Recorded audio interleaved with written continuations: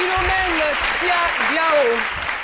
Eh bien, notre invitée du jour est commerçante, transporteur, éleveur de bovins, hôtelière, planteur de café cacao, d'EVA, de vivrier et elle est donc présidente d'une coopérative de plus de 1000 femmes. On aura l'occasion d'aller en profondeur et de donner les détails par rapport à ces différentes activités. Mais il faut dire que Philomène n'est pas née avec une cuillère en or dans la bouche. Philomène est issue d'un foyer polygame. Elle est issue d'une famille de 42 enfants. Voilà, son père était donc polygame. Et il faut dire qu'il était peut-être riche, votre père, de ses enfants, mais pauvre financièrement et matériellement. Il va se trouver qu'à l'âge de 9 ans, il est confronté à une situation où vous êtes obligé, sinon lui est obligé. Le thème « vendre » est tellement péjoratif que je n'ai pas envie de l'employer, mais je vous laisse quand même terminer cette histoire, Philomène. Je dis d'abord merci à ma mère qui m'a mis au monde, qui a fait aujourd'hui qu'elle est ici assise à la RTI. Vraiment, je dis merci à maman. Je dis merci à notre préfet du département de Tokwi, M. Soro Kaya. Je dis merci à mon papa. Et je dis merci à toutes les femmes de Côte d'Ivoire. Je dis merci à toutes les femmes.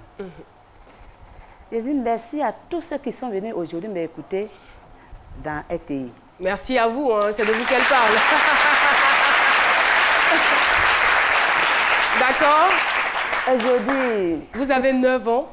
Ce que je vais vous dire d'abord, regardez de ce que je vais parler, ne regardez pas mon français. Je ne suis pas allée à l'école.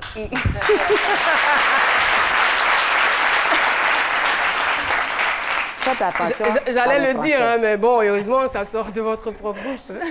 Faites attention à mon français, mais écoutez de ce que je vais parler. D'accord. À l'âge de 9 ans, mon grand frère, que je le suis, il a eu entré en 6e. À ce temps qu'à moi, que les gens ont eu entré en 6e d'envoi à Daloa, mon papa, il avait 5 femmes, 42 enfants.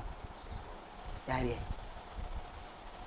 Mon papa, à l'âge de 9 ans, mon papa m'a appris, il dit que non, quand son grand frère est entré en 6e, on va aller le vendre pour qu'on puisse gagner l'argent, pour que son grand frère va aller à l'école. Il y a un village qui était à côté de nous, il s'appelle Glégouin. Mon papa m'a mis au dos. Il y a un Richard qui était dans ce village, un doyen de presque 70 ans. Mon papa m'a appelé pour dire que monsieur est venu te voir. Voilà ta femme. Donnez-moi 35 000. Mon enfant est entré en 6e. Attends, vous avez 9 ans. 9 ans. Le monsieur a peut-être 60, 70 ans. Mon papa m'a appris, parce qu'il n'a pas l'argent, son enfant est entré en 6e. Il n'y a pas l'argent pour que son fils aille à collège. Comment faire pour gagner l'argent pour que son enfant avait fait l'école? Mon papa était obligé de me prendre à 9 ans pour me donner. Je dis bien dit, ce que je parle aujourd'hui, je parle à la RTI. Tous ceux qui sont au courant, ils vont se rappeler. Mon papa m'a appris pour aller me donner à ce vieux, pour dire que voilà ta femme, donnez-moi 35 000 pour que mon fils va aller à l'école. Le monsieur a donné 35 000. Vous avez échangé contre 35 000 francs. Quand le monsieur a donné le 35 000, je dis je ne peux pas rester. Je pleure, je pleure, je pleure. Le vieux a dit que comme il est encore petit, envoyez. Le jour qu'il grandit, vous allez me la ramener. Je ne parti. Mais il ne vous a rien fait, je suppose? Non. Ah d'accord, Dieu merci. Je ne parti. On est parti. Chaque vacances, maintenant que mon grand frère va aller à l'école, mon papa doit aller prendre l'argent là-bas pour que son fils va à l'école. À chaque année, chaque année. À l'âge de 16 ans maintenant, j'ai commencé à grandir. Le monsieur il a commencé à intéresser. Surtout que vous êtes une belle femme, j'imagine. Je vous imagine dans votre jeunesse. Là, maintenant, ils sont venus dire à mon papa donner notre femme. Il va commencer le reste, mais il va grandir dans notre main. J'ai dit à mon père, je ne peux pas laisser doyen qui a beaucoup d'enfants, et puis il est vieux, je ne peux pas rester avec lui. Suite en suite. Quand le monsieur là, il vient au village me chercher, moi je vais, je rentre en brousse, je dors en brousse. Souvent je vais au campement pour aller dormir au campement, parce que le monsieur, je ne fais pas de lui. Mon papa, il a fait. Je fuis, où ma maman est quittée, je m'en vais là-bas. Mais quel était le point de vue ou la réaction de votre maman? Ma maman ne peut pas. À l'époque, les vieux de l'époque, est-ce que ces femmes parlent de rien? Maman ne peut pas parler. Lui, il a qu'à vous parler. Quand il parle, mon papa dit, c'est lui qui fait. Et puis, oui, il a dit de partir, et puis je refuse. Bon, maman, il n'est pas que parler devant son mari. À mon tour, maintenant, je sens à l'âge de 17 ans, mon papa dit de partir, je dis, il ne va pas.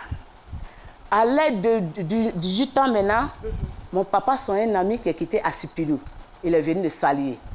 On est resté là, même mari, ils sont venus encore pour me chercher. Il dit, papa, je ne vais pas laisser le monsieur. Mon père dit, non, chez moi, dans mon foyer là, ma fille ne choisit pas son mari. C'est moi qui choisis ma fille. Quand tu ne veux pas l'autre là, ok, j'ai pris son argent, l'autre vieux qui est là, c'est ton mari. Il dit, mais papa, j'ai dit, je vais choisir ce que je veux, et puis ils vont donner l'argent pour rembourser. Mon papa dit non. Ça faisait combien après, finalement? La somme. Je veux dire, c'est vrai que la somme, mon papa, la première fois, c'était 35 000. Est-ce que ça a continué? 20 000. Il a continué de lui remettre là, que moi, je vais me marier, maintenant, mon papa a payé 220 000 avec les gens, avec les pains, avec les moutons, avec les bidons de huile, il a tout pris. Boisson, on ne parle pas. Donc, c'était quand même beaucoup. En tout cas, c'était beaucoup à ce temps. De 200 000 aujourd'hui, ça peut aller venir. Donc, mon papa a fait ça. Il dit de me marier avec l'autre qui est venu. Il dit, mon papa, maintenant, mon papa allait tomber sur maman. Quand ce que moi, je dois, ta fille refuse, donc c'est toi. Maman est venue plaider à côté de moi. Si tu n'es pas marié à Levier, ton papa va me tuer. Oh. Donc, il faut rester à Levier. Par pitié de ma mère, je restais à le monsieur. J'arrive à ces familles. Le monsieur, il a 6 femmes. Moi, ici, maintenant, 7e encore. Souffrance. Le monsieur, il a un seul. Mais là, ce monsieur-là, vous ressentiez quand même quelque chose pour lui. Il n'était pas aussi vieux, que le premier. Il était vieux. Un peu quand même. Il était allé dans 65, 62 ans. Mais c'était mieux que le premier. En tout cas, il était mieux que le premier.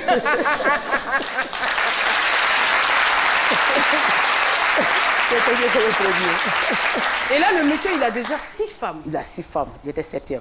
Et vous acceptez d'être la 7e femme? Ça, je n'avais pas le soir, c'est juste. J'étais obligée de laisser à cause de ma mère. Puis j'ai resté. Quand j'ai resté dans cette famille maintenant, le monsieur, il a un seul champ de café. C'est ça que tout le monde vit de ça. D'accord. À mon tour, j'ai resté avec lui. La souffrance est là, la fatigue est là, on ne peut rien faire. J'étais enceinte de 7 mois. Je ne trouve pas de solution à ma vie. C'est difficile. Manger, c'est difficile. L'habillement, c'est difficile. Maintenant, il y a tout juste une vieille qui était derrière. Mais avant cela, je veux dire que quand vous êtes arrivé dans ce foyer, les femmes, comment est-ce qu'elles arrivaient à se débrouiller? Comment est-ce qu'elles vivaient? Bon, les femmes qui étaient, toutes ces femmes qui se débrouillaient, font les petits commerces, puis se nourrir les enfants. Donc, comme quand matin arrive, ceux qui vont faire champ, ils s'en vont au champ. Ceux qui vont aller au marché, s'en vont au marché. Nous, qu'on va rester à côté de messieurs, on est à côté de messieurs. C'est comme ça que ça se faisait. D'accord. À mon tour, quand j'ai vu que vraiment, quand ça fait jour, tout le monde s'en va. C'est vous qui êtes à la maison. Exactement, à la maison. Mais à la maison, monsieur ne donne pas le prix de popote pour que tu puisses te préparer. Hein. Vous attendez le soir, quand ceux qui sont partis, ils vont venir, ils vont préparer. C'est là que vous allez manger. Hein. Donc vous ne mangez pas toute la journée? Toute la journée. Et vous étiez enceinte? J'étais enceinte de 7 mois. Donc, à mon tour, j'ai dit, est-ce que je vais rester dans ça là? Je suis parti, il y a un vieux qui était tout juste derrière la maison, je suis parti le voir. Il dit, papa, je vais faire champ d'arachide. Est-ce que je peux gagner un petit point avec toi pour que je puisse faire mon champ d'arachide?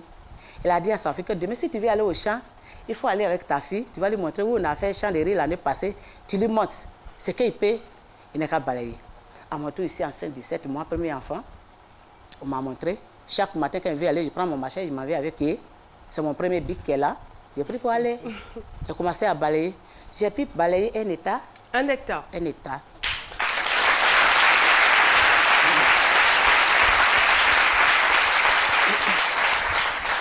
J'ai mis le feu dedans, c'est bien brûlé. Il y a petit les ordures qui étaient dessus, j'ai ramassé. Maintenant, où enlever l'argent maintenant pour payer le semences maintenant pour faire le champ? Problème. À mon tour, je partais dans le champ des gens. 600 francs pour la journée. Quand il gagne 600 francs, je paye 600 francs de semences d'arachide. Et puis le 100 francs, je donne 25 francs à mes petits soeurs qui étaient à côté de moi, qui partaient à l'école de 75 francs. Je paye à Tchétché avec poisson. Je m'en fais journée ça au champ. Je prends 5 jours. Pour résumer, c'est-à-dire que vous êtes allé demander, on va dire, un terrain à quelqu'un. Oui. il vous l'octroie. Oui. Donc, vous n'avez plus de moyens là, vous n'avez même pas de moyens Oui. pour pouvoir acheter de la semence. Oui. Alors, vous vous sentez obligé d'aller travailler Oui. pour d'autres personnes Voilà. afin d'avoir de quoi venir Voilà. semer. La suite, chers téléspectateurs, c'est dans quelques instants.